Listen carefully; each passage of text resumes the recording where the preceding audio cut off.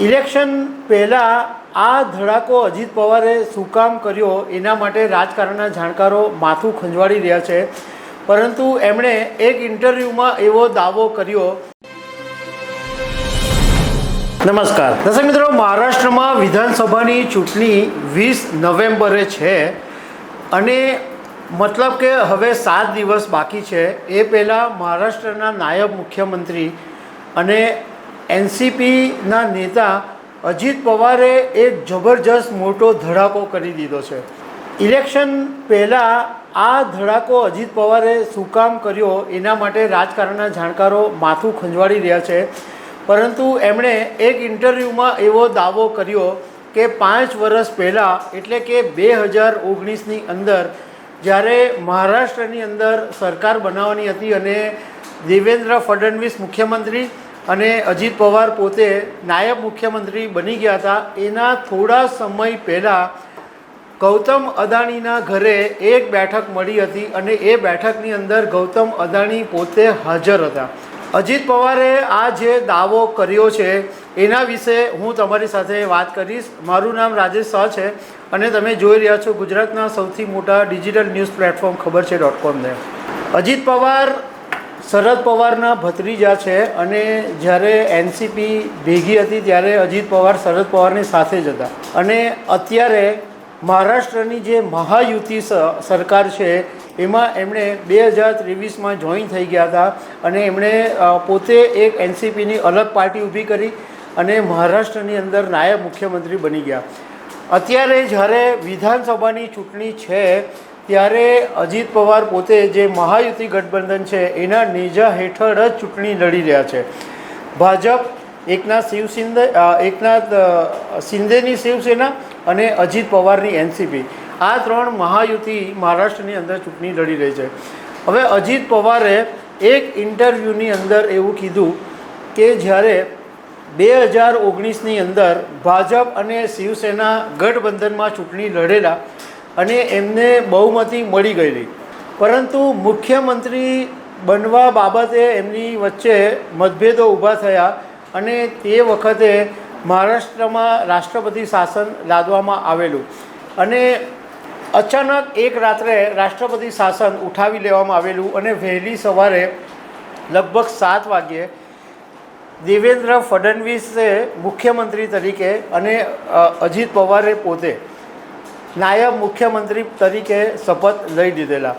અજીત પવારે આ ઘટના બાબતે ચોખવટ કરતાં એવું કીધું છે કે જ્યારે આ નક્કી થયું કે દેવેન્દ્ર ફડણવીસ સીએમ બનશે અને પોતે નાયબ મુખ્યમંત્રી બનશે, એ પહેલાં દિલ્હીમાં ગૌતમ અદાણીના ઘરે એક બેઠક મળી હતી અને આ બેઠકની અંદર ભાજપના નેતા અમિત શાહ, એનસીપીના નેતા પ્રફુલ્લ પટેલ, દેવેન્દ્ર ફડણવીસ, શરદ પવાર અને હું પોતે હાજર રહ્યો હતો અને તે વખતે બધું ફાઇનલ થઈ ગયું હતું, પરંતુ શરદ પવાર સતત આ ગઠબંધનની ના પાડતા રહ્યા હતા.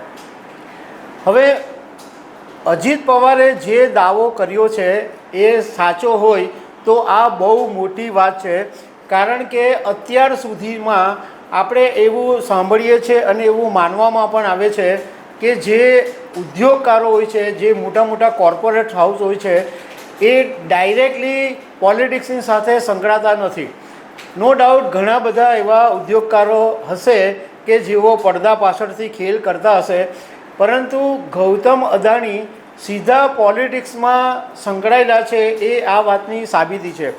જોકે આ તો અજીત પવારનો દાવો છે, એ સાચો ખોટો ખબર નથી, પરંતુ જો એ વાત સાચી હોય તો આ બહુ જ ગંભીર બાબત છે કે એક મોટા બિઝનેસમેન કે જે બિઝનેસમેન તરીકે એમની એક ઇમેજ છે અને દેશના એશિયાના સૌથી ધનિકોની યાદીમાં સામેલ છે, એવા ઉદ્યોગકાર સીધા જો રાજકારણની અંદર ખેલ કરતા હોય તો આ એક બહુ મોટી ન્યૂઝ છે અને મોટી વાત છે. અજીત પવારે બીજી પણ એક વાત કરી કે 2014ની અંદર જ્યારે વિધાનસભાના પરિણામો આવ્યા ત્યારે એનસીપીના પ્રવક્તા પ્રફુલ્લ પટેલે એવી જાહેરાત કરી હતી કે અમે ભાજપને બહારથી સમર્થન આપીશું, પણ થોડા સમય પછી એનસીપીએ એવું કીધેલું હતું કે આ સમર્થન સ્થાયી નથી, બલકે સરકાર બનાવવા માટે જ પૂરતું હતું, અને જેને કારણે ભાજપ અને શિવસેના ફરીથી એક વખત સાથે આવી ગયા હતા. અજીત પવારને એક સવાલ એ પૂછવામાં આવ્યો કે શરદ પવારે ભાજપ સાથે જવામાં ખચકાટ કેમ અનુભવ્યો, તે વખતે કેમ એમણે ના પાડી કે ભાજપ સાથે નહીં જવું જોઈએ. તો અજીત પવારે એમ કીધું કે શરદ પવાર એવા નેતા છે કે જેમના મગજને જાણવા માટે દુનિયામાં કોઈ માણસ સક્ષમ નથી. ઇવન એમના પત્ની પ્રતિભા અને એમની જે દીકરી સુપ્રિયા સુલે છે એ પણ શરદ પવાર શું વિચારે છે એમનું મગજ જાણી શકતા નથી. એવા એ દિગ્ગજ નેતા છે, એટલે મને પણ નથી ખબર કે એ વખતે એમના મગજની અંદર શું ચાલી રહ્યું હતું. એમને અજીત પવારને એક સવાલ પૂછવામાં આવ્યો કે વિચારધારા હવે રાજકારણમાં કેટલું મહત્ત્વ ધરાવે છે. તો એમણે એવું કીધું કે હવે દરેક જણ પોતે સત્તા ઈચ્છે છે, વિચારધારા સાથે કોઈ લેવા દેવા નથી, વિચારધારાને બધા કોરાણે મૂકી દે છે.